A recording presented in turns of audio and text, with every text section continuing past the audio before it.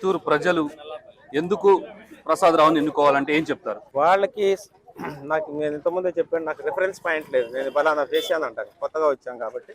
So నేను ఏమేమి చేయగలనని నమ్మకం కలిగించడానికి ప్రయత్నిస్తాను. ఈ నమ్మకం కుదిరితే నేను ఇవన్నీ చెప్పినవన్నీ అభివృద్ధి పదంలో నడిపించడానికి సిద్ధంగా ఉన్నాం.